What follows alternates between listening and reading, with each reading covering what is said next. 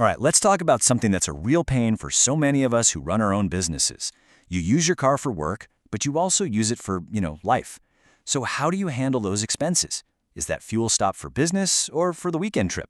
It can get messy fast. Well, we're going to fix that right now. Does this sound familiar? You've got that glove box. It's just stuffed with crumpled receipts, right? You're trying to remember if that repair bill was because of a client visit or a family outing. It's a classic headache for freelancers and small business owners, and honestly, it just turns your books into total chaos.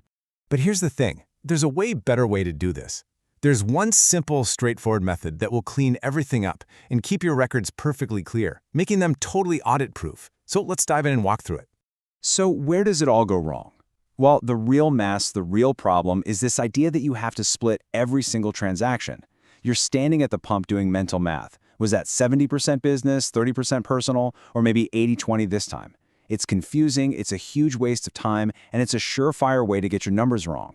So what are we going to do? We're going to completely flip the script. We're throwing that old way out the window. The solution here is simple, but it might feel a little backwards at first. Instead of splitting everything, you're going to do the total opposite. And here it is. This is the golden rule. You need to get this down. Record 100% of your vehicle costs first. Adjust for your personal use later. Yep, you heard me right. Every single penny. The magic isn't in splitting a dozen receipts. It's in making one simple adjustment at the end. That's it. That's the game changer.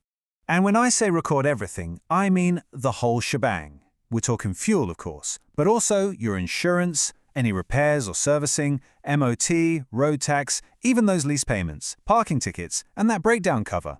It all just goes straight into one expense account in your books. Boom, done, no more guesswork. Okay, so you've done the easy part. You've recorded everything. Now comes the really important step, making that single personal adjustment.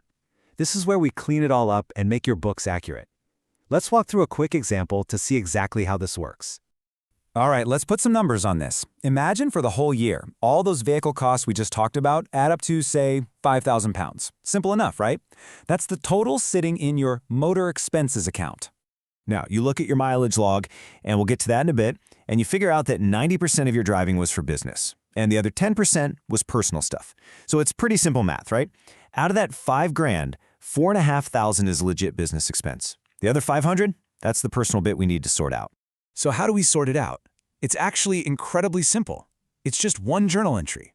All you do is move that £500 out of your motor expenses and into an account called drawings or owner's personal use. So what does that mean in plain English? You're basically telling your books, hey, this $500 wasn't a business expense. It was me, the owner, taking money out for personal use. And just like that, poof, your business expenses are now perfectly accurate. Okay, that's the theory. But how do you actually do this in your accounting software, like QuickBooks, and make it a solid, repeatable process? Let's get practical and set it up like a pro. First things first, you want your chart of accounts to be nice and clean. You can just have one big motor expenses account for everything. Or, if you want to be really organized, you can create separate ones for the big ticket items, like insurance and lease payments. It's totally up to you, but it does make your reports easier to read. Next up, and this is important, you need that other account, the place where the personal amount goes. If you're a sole trader, that's going to be an equity account, usually just called drawings. Easy. If you're running a limited company, you'll use the director's loan account instead. It's the same idea, just a different name. This is the key to keeping your business and personal finances properly separated. And here's my favorite part. You can put this whole thing on autopilot. Seriously, in QuickBooks, you can set this adjustment up as a recurring journal entry. Just tell it to run every month or just once a year, whatever works for you, and the software will just do it. It's a true set it and forget it solution for keeping your books clean. Now here's a little pro tip for you. When you make that journal entry, use a really clear description in the memo field. Something just like this. You can literally just copy and paste it.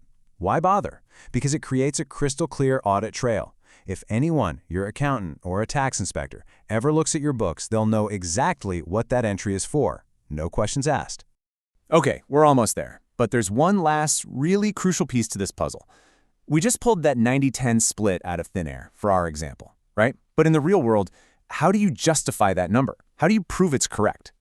The answer is super simple. You need a mileage log. Now, I know what you might be thinking, but I'm not claiming mileage, I'm claiming actual costs. And you're right, but you still need to prove your business use percentage is reasonable. And trust me, tax authorities love to see good records. A mileage log is your best friend here. It's your proof. And look, this doesn't have to be some super complicated thing. A basic spreadsheet is perfect. All you need are these 4 details: the date of the trip, your start and finish mileage, what the trip was for, client meeting or visit supplier, and then the total business miles. That's it. At the end of the year, you'll have all the data you need to calculate that percentage with total confidence. Okay, so this is a super important point, so let's be really clear. It's easy to get the 2 main methods for vehicle expenses mixed up. What we've just gone through is the actual cost method. You add up all your real costs, and then you claim the business percentage. The other way is the mileage method. That's where you just claim a flat rate per business mile. With that method, you cannot claim for things like fuel, insurance, or repairs. You have to pick one lane and stick with it. And that's it. You see, by sticking to this simple record 100% then adjust rule, you take what was a total mess and turn it into something that's clean, consistent, and completely professional. You've now got an audit-proof system, and more importantly, you have total clarity on what your vehicle is actually costing your business. So I'll leave you with this final thought. This core idea, record everything first, then make one simple adjustment. It's incredibly powerful. And it's not just for your car. So what else could you use this for? Think about your mobile phone bill or your home office costs. Could you simplify those